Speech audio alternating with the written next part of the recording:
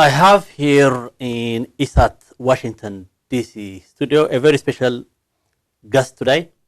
She is Ana Gomez, a member of the European Parliament since 2004. She was also the chief EU election observation mission to Ethiopia during the 2005 elections. Welcome, Ms. Gomez. My pleasure. Let me start my questions with your connection with Ethiopia. How did you get involved in Ethiopian politics? Was it accidental, or did you want to go to Ethiopia to observe that election? Well, you may say it's accidental, but it was actually the choice of the then Commissioner of the European Union for Foreign Relations, Ms. Ferrero-Waldner, who one day called me and said, "Would you like to be chief observer of our election observation mission to Ethiopia?" And I said, well, I don't know, let me consider, but why do you choose me? Because you have no connection with Ethiopia. And we want someone who was really impartial, independent, to head that mission. And I thought a bit. I said, well, of course, Ethiopia is a very important country. I'd like to know a bit more.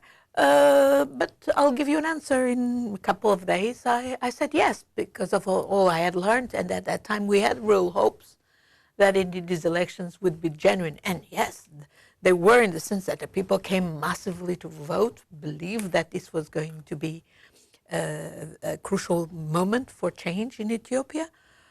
Unfortunately, it didn't end up that way because, of course, there was manipulation at the counting. But ever since then, of course, I could not but care about Ethiopia. Having been in Ethiopia several times during that year, 2005, having lived with many Ethiopian friends through these very intense, complicated, tough days, including very tough experiences like the massacre of the 8th of June, 2005. I didn't see the massacre, but I saw the wounded and the people killed in the hospital, and it really stuck in my mind. And that was the reason why, till this day, I felt I had an obligation to help all those who in Ethiopia have been fighting for democracy, for justice, for freedom. So you led a group of European election observers to Ethiopia. How were you received by the opposition as well as the government? Interesting, in the beginning, those more critical of us were the opposition parties, the members of the then called Rainbow Coalition, telling us, well, this is going to be just another fake exercise, and you're here to rubber stamp that. You're going to see by noon everybody would have voted because nobody cares, only those who are forced to vote go, and so on. Of course, the government, Meles Zenawi, with whom I met several times, had a different approach, but we could also sense something weird in his statements from the beginning, saying that he would nip in the bud any attempt to really have any criticism and waving this threat of disintegration of Ethiopia, or even as an ethnic war as it had occurred in Rwanda. Mm-hmm. And of course, then we had 200 observers spread throughout Ethiopia, were providing us with very important information, and we saw there was obviously a disconnect between the rhetoric of the government, telling all what the donor community, so to say, wanted to hear about transition towards democracy and so on, and then the reality, with people being persecuted at any attempt by the opposition parties, being very much thwarted. And of course, we also saw the ambivalence of the international community. Many of the embassies, European embassies, saying, oh, the opposition is fragmented, it's weak. Of course, it's never going to be strong if you don't help it be strong. And the government, obviously, the EPRDF was not allowing it. I must say that there was one factor, I think, that changed it all. There was a big mistake that the EPRDF made at that time. It was to allow 5 debates to be broadcasted live on the radio. And I remember going out of my car in the middle of the mountains, in the north of the country, in the south, in the east, in the west, and coming to speak to people, shepherds, common people. Are you going to vote? Or do you know where to vote? And this was like 1 week or 15 days before the elections. Although there was all sorts of conflicts already throughout the country, people were keen, and many mentioned to me, I'm going to vote because I heard many people refer to the name of Bahanonega, I must say, and because they had heard him through those debates. They had heard those debates in their transistors, and this had really made a difference. So, and that's what explains the massive turnout that day. It was a beautiful day throughout Ethiopia. Prior to the elections, you had to speak to or negotiate with Meles Zenawi and some other officials like Barakat Simon. What were they focused on? Well, Barakat Simon was the guy who was put in charge to deal with us and to fool us, but he didn't fool us.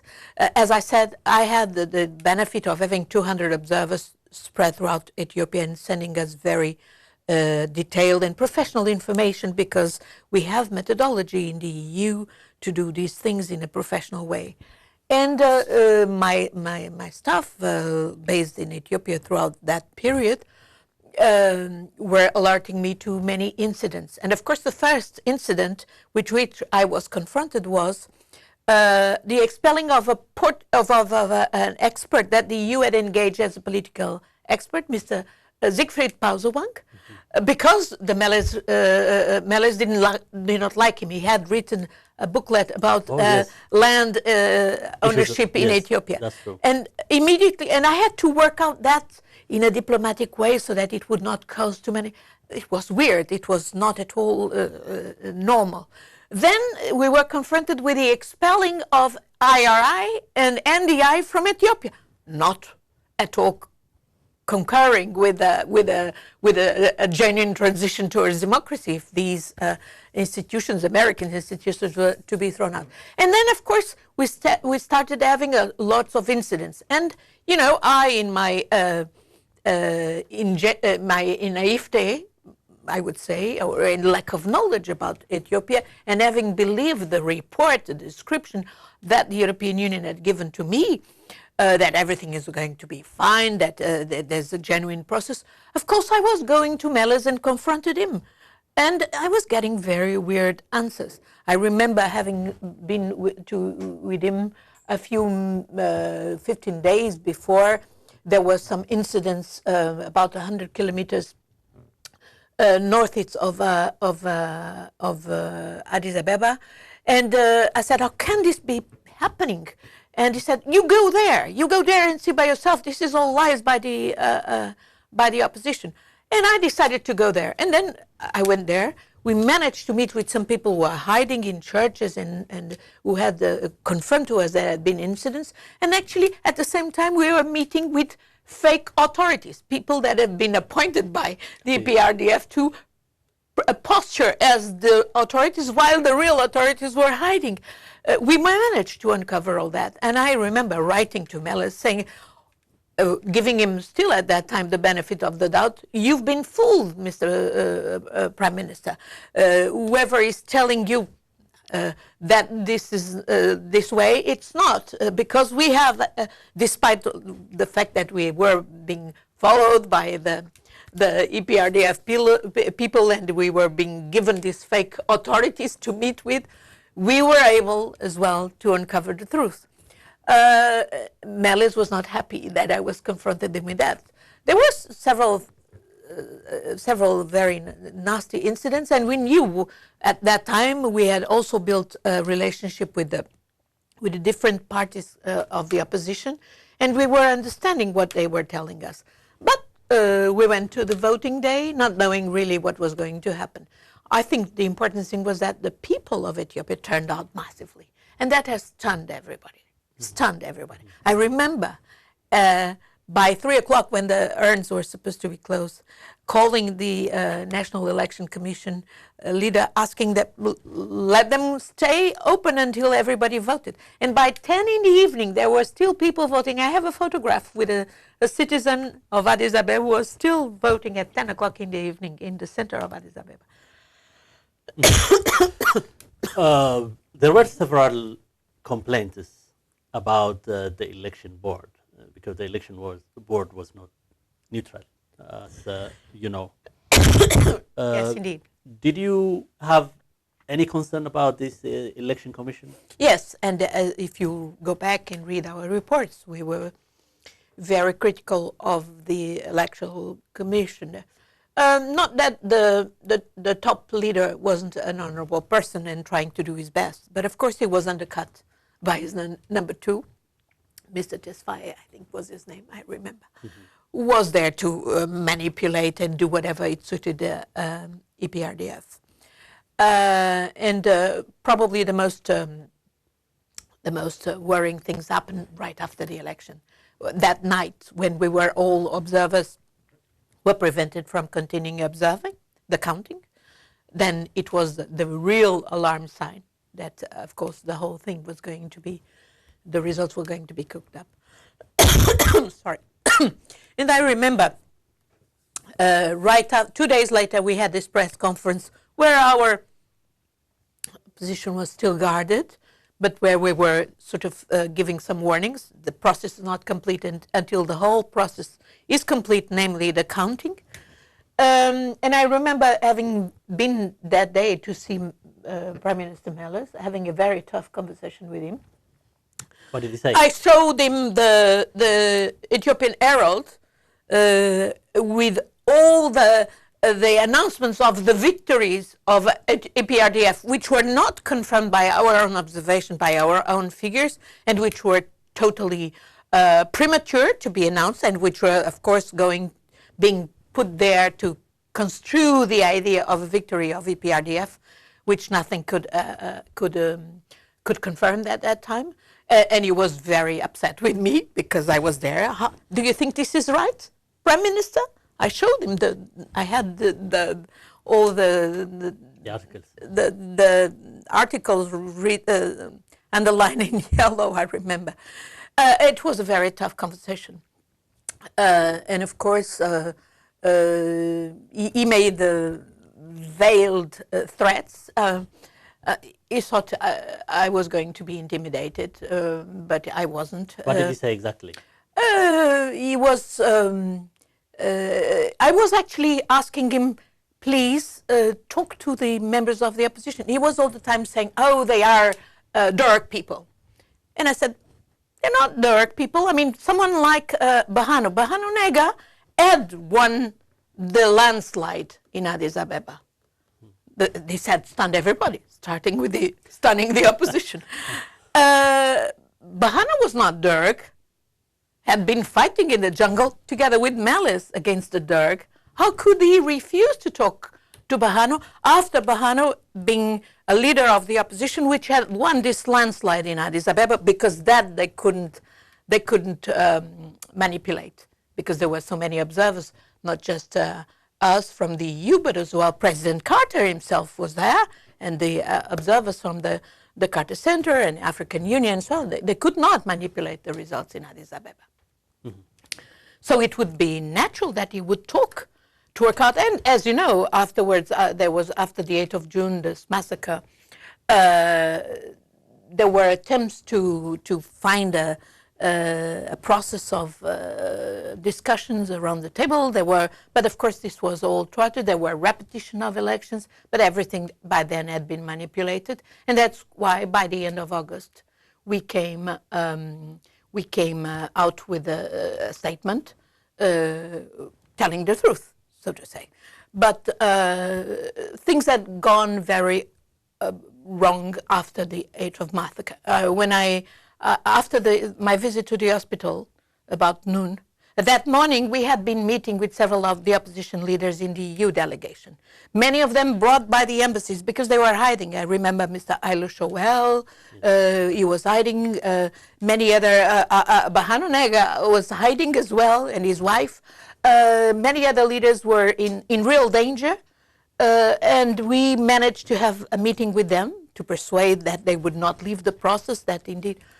And that when the news came about the massacre, and I went to the hospital, and then from there I asked for a meeting with Bereket Simon, and it was one of the toughest meetings I ever had in my life, because of course Bereket Simon started accusing us, the EU, of being the cause of the massacre, because he said that we had leaked an internal report of the EU a few weeks earlier.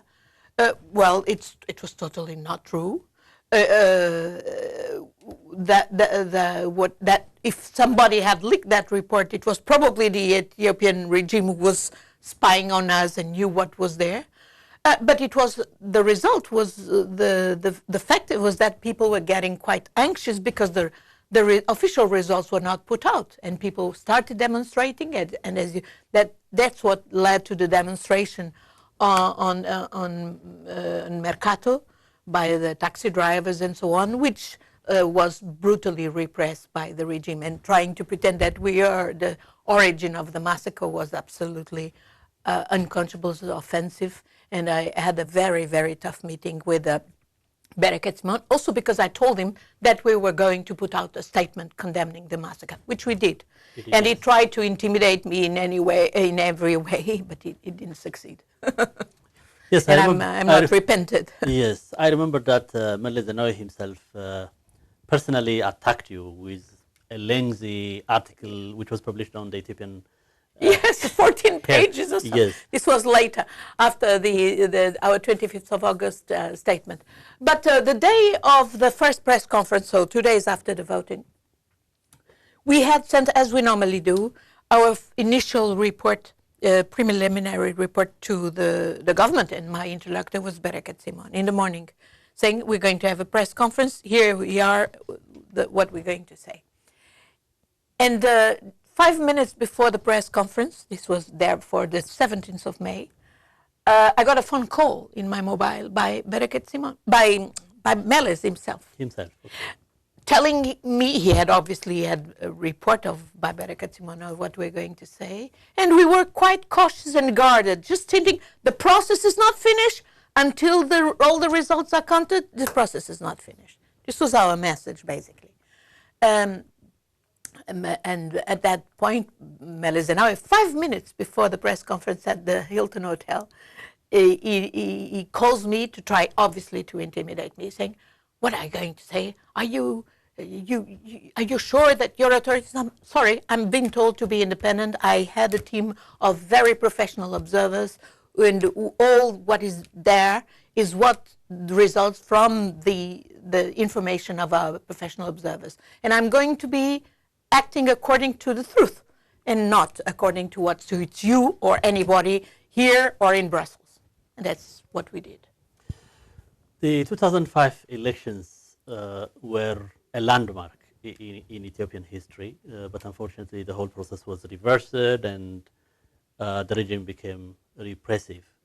You continued criticizing the government, and they think that you were, of course, working for the opposition.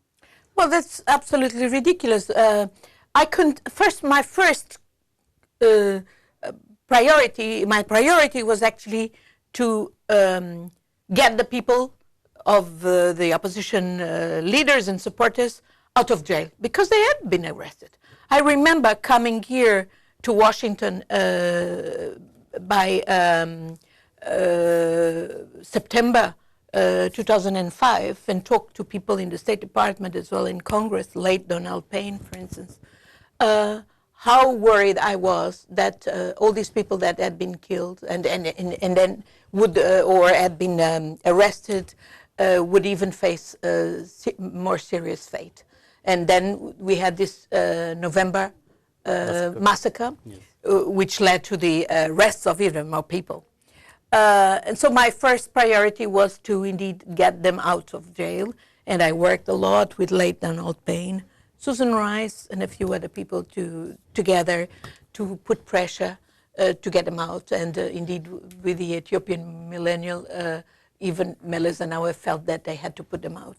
But then, of course, I thought I had a responsibility. I knew the truth about Ethiopia, and I knew that many people in Brussels were trying to buy the fake scenery that Meles had set.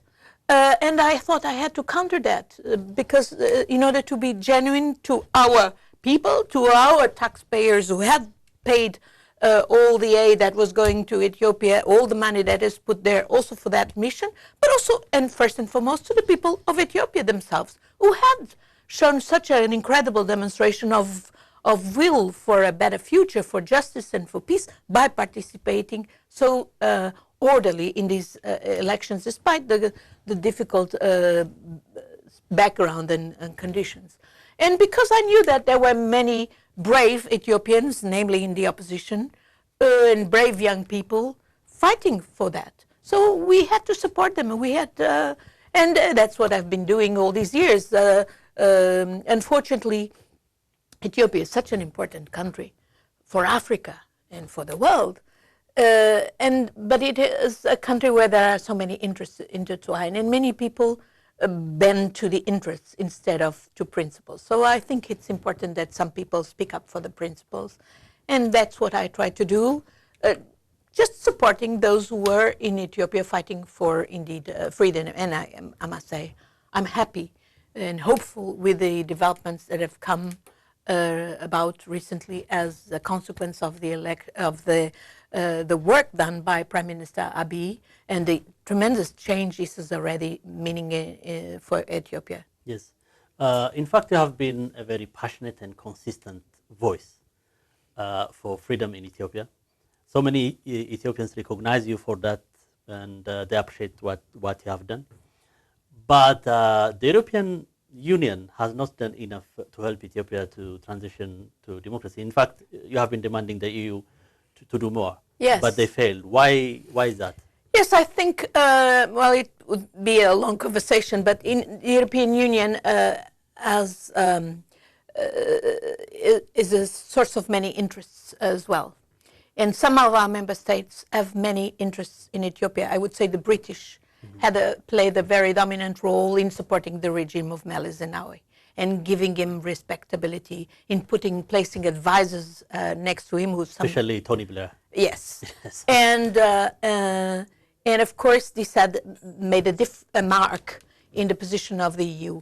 When I was in Ethiopia, I saw the different ambassadors also with different agendas, and unfortunately I saw a big gap between the rhetoric of working for the MDGs, or now the SDGs, and good governance, and in fact the practice. And I saw that the position of the EU in Ethiopia was very much dominated by what I call the development industry, not the policies of development according to these laudable goals of the sustainable development goals, but a profitable industry where with many interests involved, and some countries, even European countries, definitely benefiting from this. And these interests don't want to be nothing changes. They have their channels. They are very content with the fake officials that divert the aid.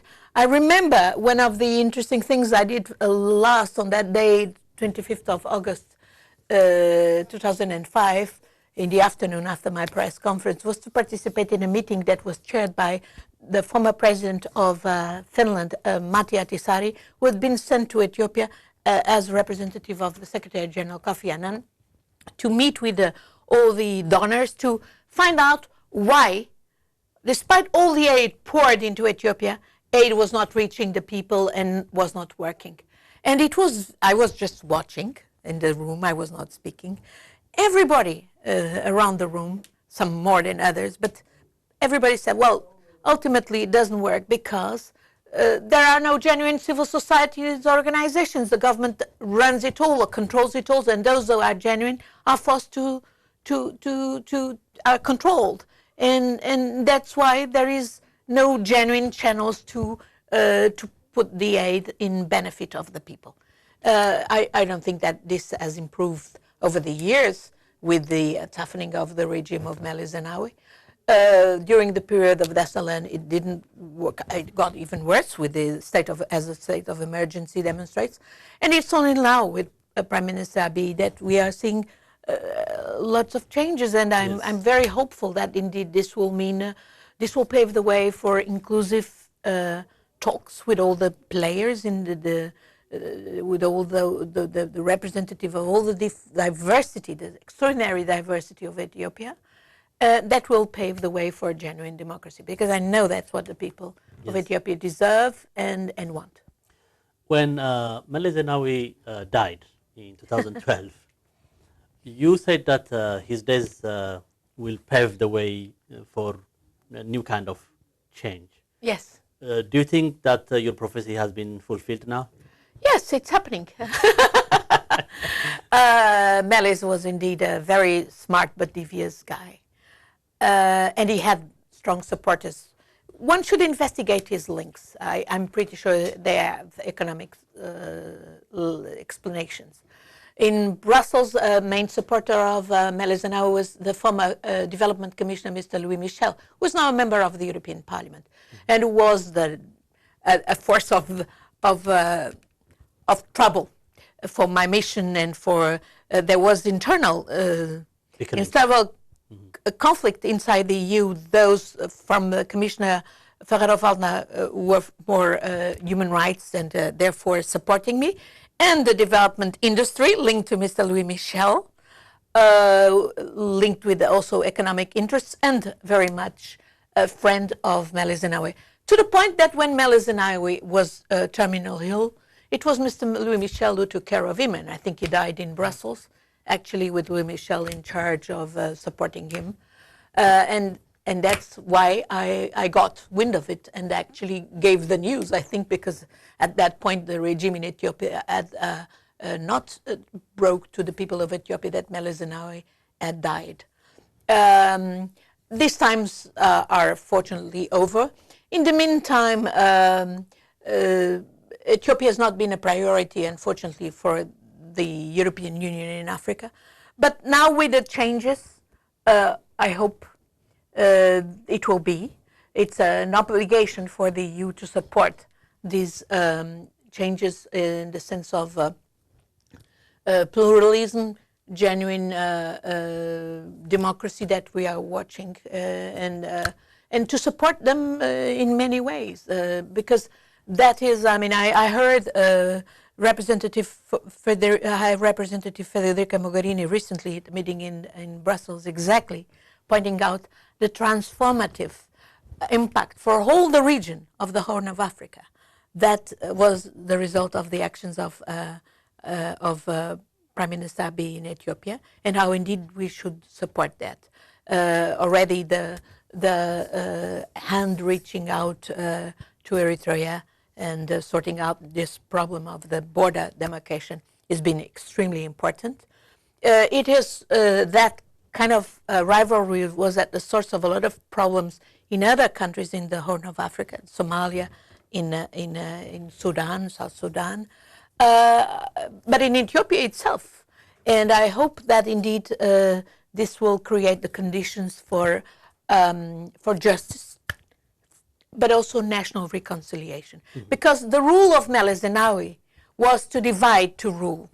And it's very important that now the people of Ethiopia feel that they have much more in common that separates them, that they have to work out transitional paths towards democracy that must include justice. There have been a lot of people suffering tremendously. One way, I had a very interesting meeting here in Washington already with Eskinde Nega, a real legend for me and for all the Ethiopians. But for me, I never had met him because he was in jail already. And it was very interesting to see that we had the same meeting of minds that, for instance, the example of the truth commissions from South Africa might be a very good example for Ethiopia to enact to ensure that while justice must be addressed, because there are so many people who suffered so much and who are really hoping to see some recognition of their suffering, but that should not turn into wild retribution. Yes. And that's why it's also important to put it instrumental in a process of genuine national reconciliation.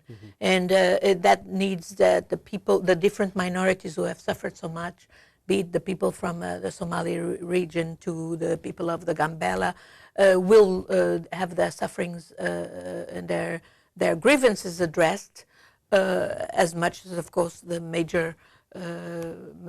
majority group, the Oromos, who were the ones who started rebelling, who brought out these incredible changes within EPRDF that brought Prime Minister Abiy into power, and that enabled him now to push for all these reforms.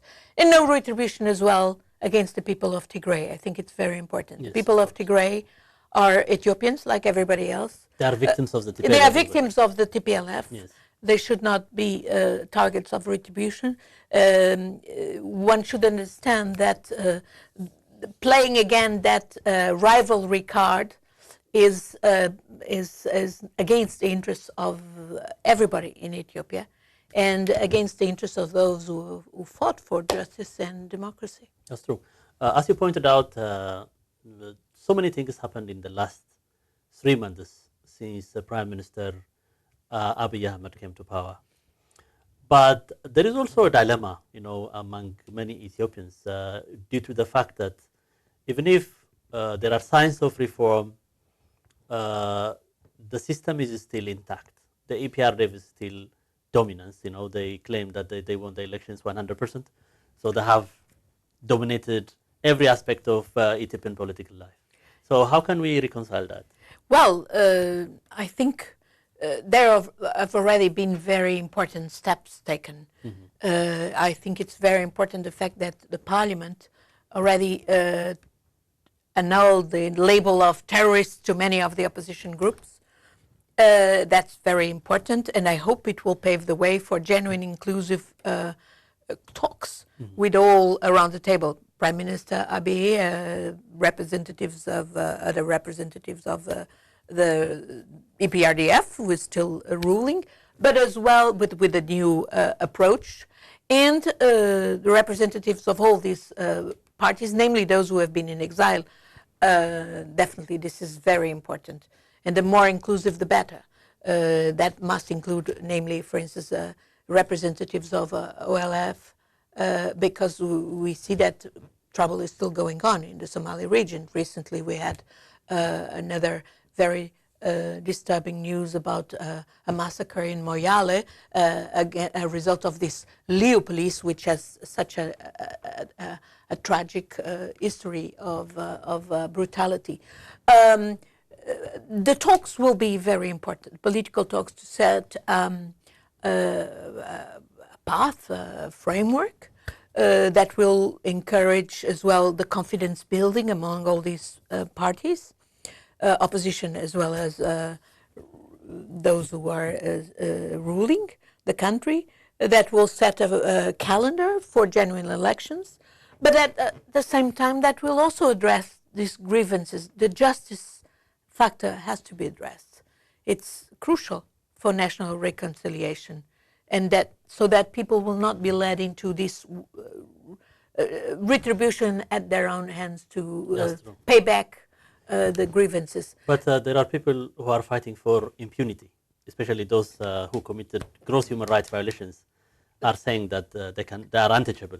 That is a matter exactly for the talks among all the parties to define whether you will have truth commissions and then those who do not accept their responsibilities who do not even face these truth commissions will be handed to courts to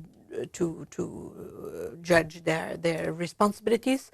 What is simply not acceptable is that would be wild retribution. Yes. That's why, in my opinion, that could compromise a reconciliation process.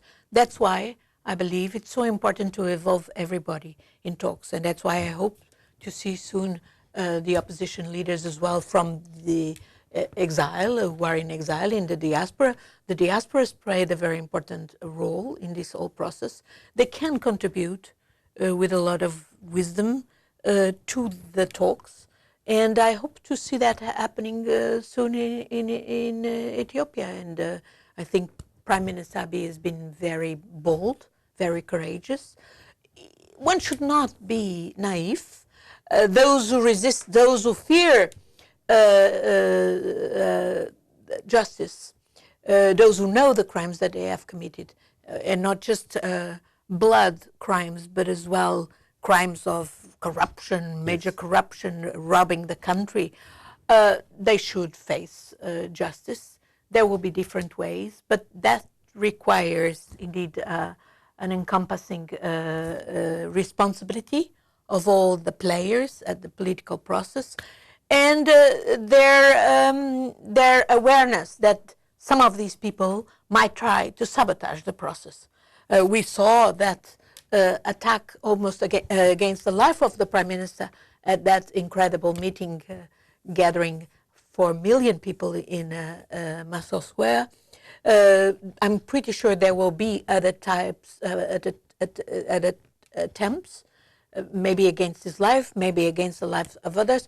Massacres such as this one that I just mentioned in Moyale could be exactly another attempt to thwart the process. So everybody should be wise enough and cool enough not to let itself be led by emotions, and to keep the track of inclusive talks that will bring the country out of the current situation into a genuine democracy, with a timetable for genuine elections and for a transition that will encompass justice, but done in the proper way, in an organized way, and not let it ruin the national reconciliation effort, which is so important for Ethiopia, and I would say for all of Africa. I see. Political reforms and changes usually bring in new agendas from any stakeholder. What is the EU's interest in this new process? Well, the EU definitely will support the road for a genuine democracy. I know a formal stand on this. As I mentioned, the statements made by Federica Mogherini. I think there will be more than words. There will be active support, technical, political, financial support for that process. But I think it requires that all will indeed sit at the table and agree on that process. And it will be a process monitored with the assistance of the international community, the embassies of the EU in Addis Abebe, of the different EU member states, but the EU delegation, and we in Brussels in the European Parliament. And I personally, as someone who feel now, as a result of this engagement, the close connection with Ethiopia, will be alert, willing to favor indeed dialogue among all, and be attentive to the process. I'm very hopeful. The EU also, because of the, you see now the extreme right wing in Europe making use of the what they call migration crisis, which is obviously not a migration crisis, it's a crisis of values and principles in the EU itself. But they are pretending that there is a big problem with people leaving from their countries out of misery, out of repression. Obviously, it's one more reason why the EU should have indeed a stake in a peaceful and genuine transition towards democracy in Ethiopia. And one more reason why I believe the EU can be of assistance. But we have to watch. We have to be cautiously optimistic, but be engaged, be watching, be monitoring the process. I'm definitely sure that you are personally engaged because there are stories that you have been talking to members of the opposition, activists. What kind of signals are you getting from these groups, as well as from the government, if you have any Positive.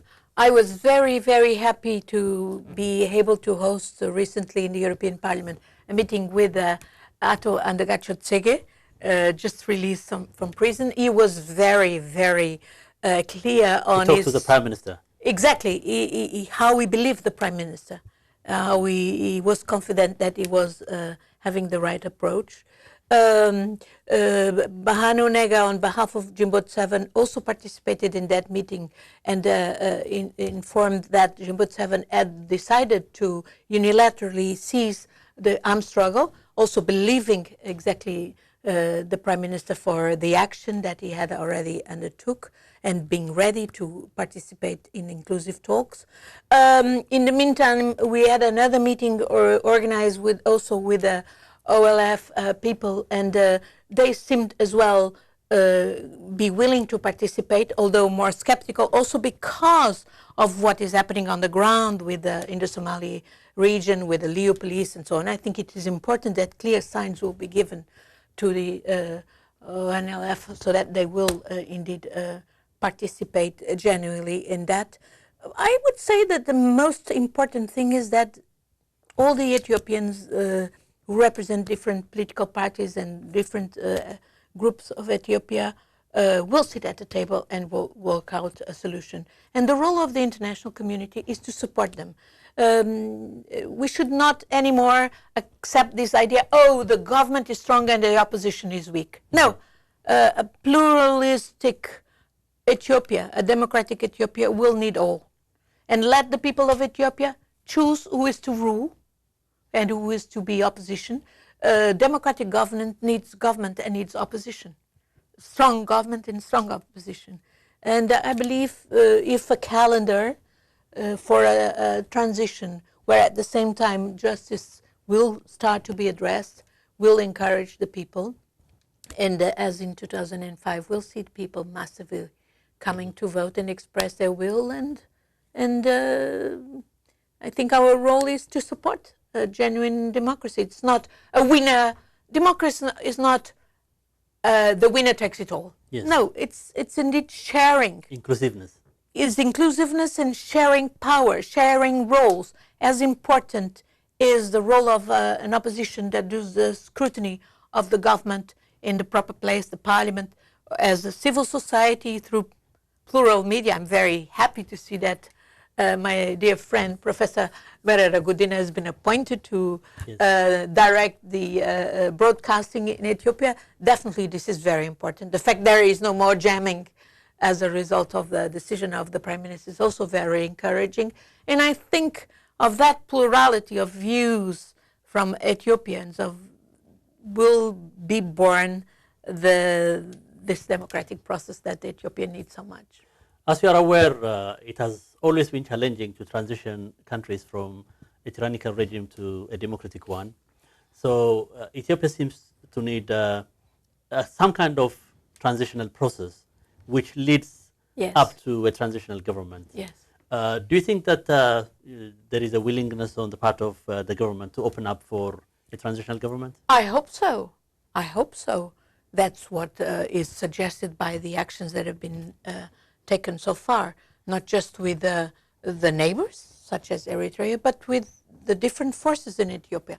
That decision of the parliament to withdraw the labels of terrorists that, of course, prevented a meaningful dialogue is very important. Now the next step is to sit everybody at the table in Addis Ababa. And I think the job is mainly for Ethiopians. Mm-hmm. But the international community should accompany and support that process. I've seen from my own country. I often speak. I lived 21 years of my life under dictatorship. In Portugal. In Portugal. Mm-hmm. And obviously it was the Portuguese who changed the regime. But we needed the interaction with our partners, namely in the European Union already, to support us in that process, to guide us. Nobody is born a Democrat. You only learn to practice democracy by practicing. But for that, you need friends who tell you, well, this is acceptable, this is not. You have to talk to your opposer, otherwise there is no democracy. You may oppose on a number of things, on policies, but ultimately you're all Ethiopians, therefore you have a united interest in moving the country forward.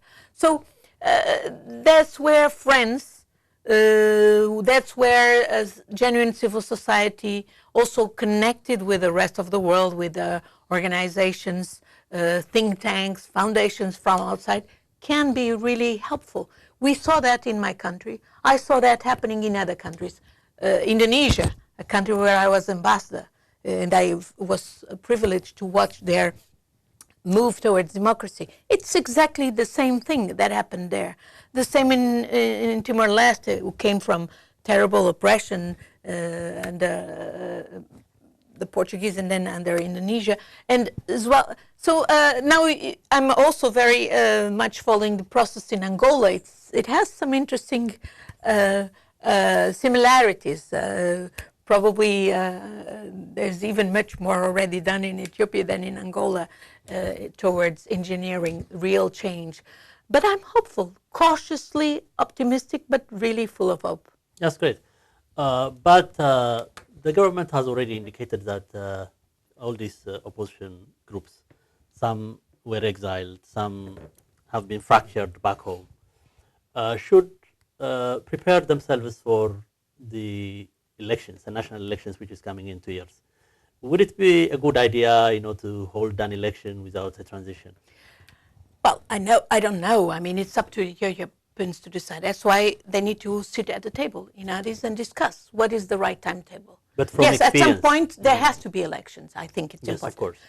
But obviously you don't want to go to an election without, for instance, a proper national election commission that really ensures trustworthiness, that where everybody is fairly represented, that is not going to be a body to manipulate or to serve the manipulation as in the past. I guess this is very important. So it's up to Ethiopians to decide if the timetable is 1 year or is 2 years. I think from the moment that you have indeed a level playing field in terms of freedom of the media, genuine space for the opposition to act and to be imparting their information, their programs, and so on, that the political prisoners are freed, and that is already an achievement. Yes. Yes, you have conditions. I remember in 2013, I went back to Ethiopia because there was this joint parliamentary assembly between European Union and ACP countries, and the regime did not dare to prevent me from going to Ethiopia. And at that time, I was even approached by representatives of the government who asked me to pass to the opposition the message that they should come and play game for the elections in 2015. And at that time I said, and I passed the message, and the opposition answered that they were willing to play game, provided if certain conditions would be met. And these conditions were the freedom of the political parties, the freedom of the media space, yes, and of course, the freedom of the opposition to indeed act as opposition. The government at that time, it was under Gellaw, Prime Minister, were not able to deliver that. And of course, these elections were just fake elections, totally fraud. I mean, even the EU did not go to observe because we saw that we should not be rubber stamping these fake elections. But now it's different. Many things have already changed. Great progress. So I hope what is now necessary is that all the parties sit around the table with the Prime Minister and agree on a calendar, whether it is 1 year or 2 years for the transition, how that is going to, what are the steps that are necessary. I think the Ethiopians are very qualified to identify what is needed and to agree on that. Mm-hmm. Are you planning to go to Ethiopia to talk to the Prime Minister, the opposition? As I said, I think activists, the civil society. I think it's basically Ethiopians who need to talk, yes, and who know how to work out the problems. But as a friend of Ethiopia, yes, I'm ready to go, and I'm very, very happy if I can be of any assistance, either in Brussels or, of course, going back to Ethiopia. Yes, I would say that I'm quite excited to hear all the about all the changes that are happening in Ethiopia. And that's why I'm very optimistic, and I hope to go there soon. Yes, absolutely. Do you envision that one day you may be able to go back to Ethiopia as an election observer? Oh, yes. I'd love to.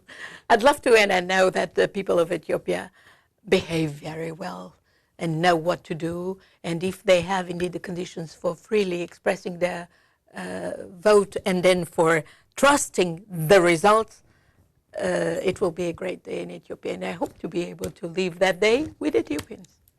Finally, as I mentioned earlier, so many Ethiopians have great respect and love for you.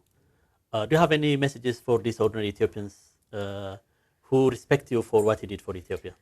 My message has always been the same. Don't allow anybody to divide you. The diversity of Ethiopia, the ethnic, the language, the cultural, the religious diversity of Ethiopia is a great strength. In the days of globalization, where we live in this global planet with all this diversity, a country like Ethiopia is well suited to live in this diversity. And so don't allow it to be used against you, to oppress you. Instead, make use of that diversity to unite and to move towards democratic Ethiopia, which will be a really steering power in the whole of Africa. One final question. The TPLF has not still embraced the new dynamics and changes in Ethiopia. Part of the old guards. What would you like to say to these people who are resisting? Well, I believe that many of these people who are resisting till this day will probably never accept that reality, that the country has changed, that they were not serving the people. And probably they will either, if they want to stay in Ethiopia, they will have to face justice, whatever are their responsibilities, and admit them, and eventually beg the magnanimity of their fellow countrymen, or otherwise leave Ethiopia. But I don't know. It's hard to tell. That's why I believe it's important to set a justice process in motion, and the instrument of truth commissions could be a very speedy and useful way to assert responsibilities at different levels. Some people may have to face jail for the crimes they committed. Others may only have to face their own conscience by admitting it in front of the communities, the crimes they committed. But I cannot tell in more than this. I believe that the people of Ethiopia should understand that retribution in by one's own hands is never good, is never civilized, and will never enhance the cause of one's family or one's country. And so I hope this will be avoided in Ethiopia. I thank you so much, Ms. Ana Gomez, for coming to share your insight and for being a good and faithful friend of Ethiopia. My pleasure. That's all we have today. Thank you for watching.